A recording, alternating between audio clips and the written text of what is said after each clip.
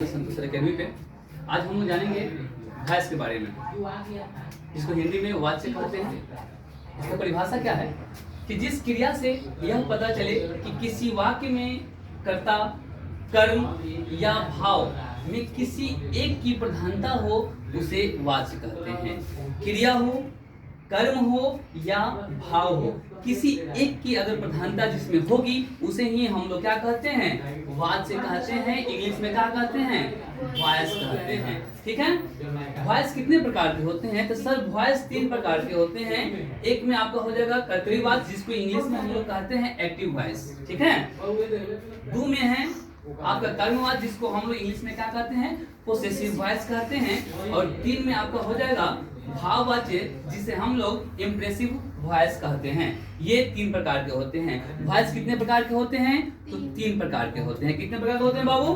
3 प्रकार के होते हैं। कर्तरीवाच्य, कर्मवाच्य और भाववाच्य। अब हम एक एक करके तीनों के बारे में देख लेते हैं एग्जाम्पल के साथ। सबसे पहले हम लोग बात करेंगे कर्तरीवाच्य क्या। कर्तरीवाच्य किसे कहते हैं? तो जिस वाक्य में कर्ता की प्रधानता हो, जिस वाक्य में किसकी प्रधानता हो? कर्ता की, यानी जो कर्ता होगा सब्जेक्ट होगा, है ना? सब्जेक्ट है ना जी? हाँ भाई। जिस वाक्य में कर्ता की प्रधानता होगी और क्रिया का जो है, क्रिया का सीधा संबंध जो होगा वो किससे होगा?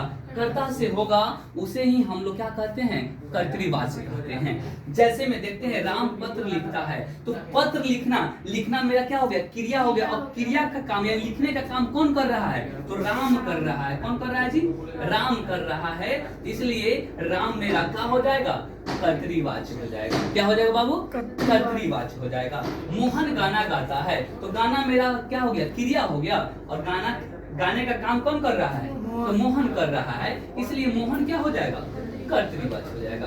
कोई दिक्कत नहीं होना चाहिए। नोट में यहाँ लिख दिए हैं, यहाँ कर्ता की प्रधानता है और क्रिया का संबंध कर्ता से हो रहा है, अतः यह क्या है? कर्तरीवाच्य है। 2 में देखते हैं कर्मवाच्य। तो जिस वाक्य में कर्ता की प्रधानता व क्रिया का सीधा संबंध कर्म से हो, अगर क्रिया का संबंध कर्ता से होगा उसे कर्तरीवाच्य कहेंगे। और इसमें क्या होगा कि क्रिया का जो संबंध होगा वो किससे होगा? कर्म से होगा। किससे होगा बाबू? कर्म की होगा। यानी सीधा क्रिया का संबंध सीधा किससे होगा? कर्म से होगा। कर्म से होगा तो उसे क्या कहेंगे? कर्मवाच्य कहेंगे। क्या कहेंगे?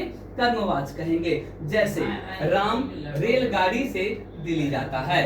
राम रेलगाड़ी से दिल्ली जाता है, तो राम तो मेरा सब्जेक्ट हो गया, कर्ता हो गया। ये जा तो रहा है, जाना मेरा क्रिया हो गया, लेकिन किस चीज से जा रहा है? किस चीज से? तो रेलगाड़ी से। किससे जी? रेलगाड़ी से। यहाँ पे ये क्या है? मेरा कर्म है, तो कर्म है, यानी ये क्या हो जाएगा आपका? कर्मवाच्य हो जाएगा। पत्र लिखा गया, पत्र लिखा गया, तो पत्र अपने से लिखा जाएगा? नहीं लिखाएगा। पत्र किसी ना किसी के द्वारा लिखाएगा। तो पत्र लिखा गया यानी किसके द्वारा लिखा गया? इसमें साइलेंट है ना?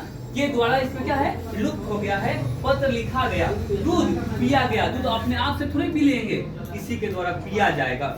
यहाँ पे इसकी पहचान यहाँ लिखनी है, से लगा होगा, के द्वारा लगा होगा, ने रहेगा उसमें छुपा हुआ, समझ जाइएगा वो क्या है? आपका कर्मवाच्य है। क्या है बाबू? कर्मवाच्य। लास्ट वाला देख लेते हैं भाववाच्य। जिस वाक्य में कर्ता व गौण, गौण समझते हैं? गौण माने गायब। कर्ता अर्थात कर्ता और कर्म दोनों क्या हो? गौण हो, यानी गायब हो, लेकिन भाव की प्रधानता हो। इसमें क्या होगा? कर्ता नहीं रहेगा, कर्म नहीं रहेगा, लेकिन भाव की क्या होगी? प्रधानता होगी। उसे हम लोग क्या कहेंगे? भाववाच्य कहेंगे। इसका क्रिया का जो सीधा संबंध होगा किससे होगा? भाव से होगा। किससे होगा जी? भाव से होगा। जैसे देखते हैं मुझसे उठा नहीं जाता, इसमें क्रिया हो या नहीं है? मुझसे, भाव देखिए, मुझसे उठा नहीं जा रहा है, मुझसे खाया नहीं जा रहा है, मुझसे चला नहीं जा रहा है। यहाँ पे क्या व्यक्त कर रहा है? अगर वही रहता मैं टहल रहा हूँ, ये चीज दूसरा चीज हो गया, लेकिन मुझसे क्या हो रहा है? चला नहीं जाता। मुझसे यहाँ पे क्या हो रहा है? भाव की प्रधानता हो रही है। मुझसे चला नहीं जाता, यानी किससे चला नहीं जाता? मुझसे। इसमें क्या आ रहा है? भाव छुपा हुआ है। मुझसे खाया नहीं जाता, यानी कहीं ना कहीं कुछ तो दिक्कत है ना?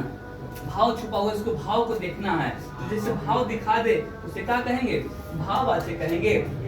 जिसमें कर्म की प्रधानता उसे कर्मवाच्य कहेंगे, और जिसमें कर्ता की प्रधानता हो उसे कर्तृवाच्य कहेंगे। वाच्य आपका यहाँ पे क्या होते हैं, समाप्त होते हैं। वाच्य 3 प्रकार के होते हैं। फिर मिलते हैं अगले वीडियो में। Thank you.